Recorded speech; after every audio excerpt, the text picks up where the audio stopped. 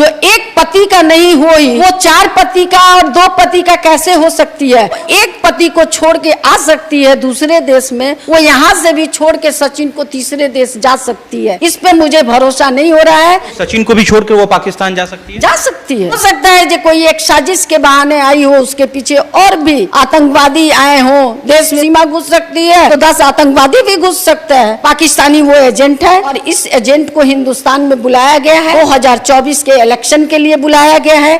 फिर हिंदू मुस्लिम अपने में लड़ेंगे और फिर एक हिंदू का मुद्दा उठेगा और दोबारा 2024 में प्रधानमंत्री बनने के लिए ये सब साजिश है। तो भारत के पास नेपाल बॉर्डर पे रक्षा नहीं है, तभी तो वो आ गई इंडिया। भारत सुरक्षित नहीं है, उनको पाकिस्तान भेज दिया जाए। हिंदुस्तान के लोगों को मोदी जी गुमराह करने के लिए ये नया एक नाटक लेके आ गए हैं।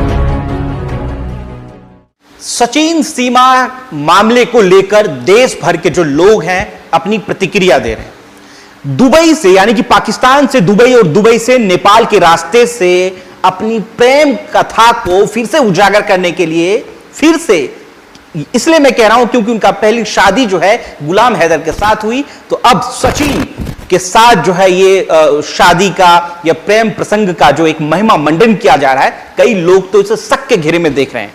कहा जा रहा है कि 5वीं पास कैसे इतनी फर्राटेदार इंग्लिश और हिंदी बात कर सकती है जिसका ताल्लुकात, पैदाइशी ताल्लुकात दरअसल पाकिस्तान से हो। तो अब लगातार सवाल उठ रहे हैं और इस सवाल को लेकर हम लोगों से राय ले रहे हैं कि भैया क्या आपको भी लग रहा है कि वो पाकिस्तानी एजेंट है। इस मुद्दे पर खास बातचीत करने के लिए संजू दीक्षित जिस वक्त हमारे साथ मौजूद हैं। मैम, कैसे देख रही हैं? सुरक्षा का भी सबसे बड़ा मसला है और सचिन सीमा का जो प्रेम कथा लोग कह रहे हैं कि भैया बड़ा प्रेम प्रसंग है, आप इसको कैसे देख रही हैं?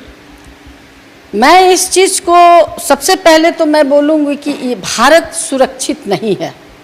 आज भारत जिसके हाथ में है, भारत सुरक्षित नहीं है। भारत अगर सुरक्षित होता तो पाकिस्तान से दुबई सीमा जाती है और दुबई से नेपाल के रास्ते से इंडिया आती है। तो भारत के पास नेपाल बॉर्डर पे सुरक्षा नहीं है, तभी तो वो आ गई इंडिया। हो सकता है कि ये कोई एजेंट भी हो जो भारत में घुस रही है पाकिस्तान से, और भारत को सुरक्षा नहीं है तब तो वो अंदर चली आई सीमा। लोग बोल रहे हैं कि वो 5वीं पास है और वो फटाफट इंग्लिश का जो बात कर रही है, इंग्लिश में जवाब दे रही है। तो हमें नहीं लग रहा है कि वो 5वीं पास है और ये एक प्रसंग, प्रेम प्रसंग चल रहा है। हमें तो लग रहा है कि देश जैसे सुरक्षा से खत्म हो रहा है, उसी तरह एक साजिश करके ये महिला को लाया गया है। फिर कभी ना कहीं किसी न किसी जगह पे हिंदू मुस्लिम करवाया जाएगा।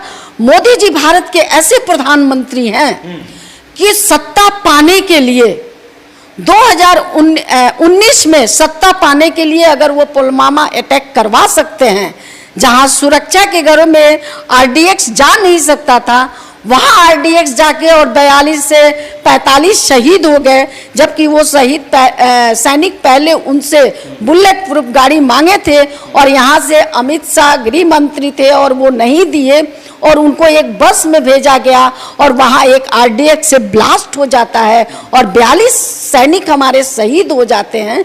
तो हमें तो लग रहा है कि 2024 इलेक्शन आ रहा है और फिर से बीजेपी कोई ना कोई ये साजिश करेगी हिंदुस्तान की जनता को प्रभावित करने के लिए और भावुक करके और 2024 इलेक्शन जीतने के लिए।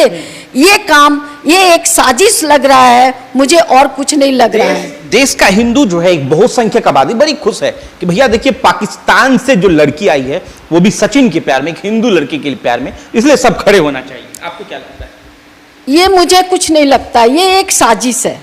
ये सारे ड्रामेबाजी हिंदुस्तान में चलते हैं और बीजेपी की सरकार में चलते हैं।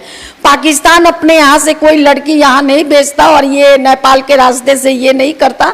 ये एक बहुत बड़ी सोची समझी साजिश है और ये साजिश के चलते आप देखिएगा इसका भी ये होगा कि जो साजिश है ये 2024 को चुनाव के नज़र से बीजेपी गवर्नमेंट ये सब कर रही है और भारत सुरक्षित नहीं है। आप कहना चाहती है कि उसको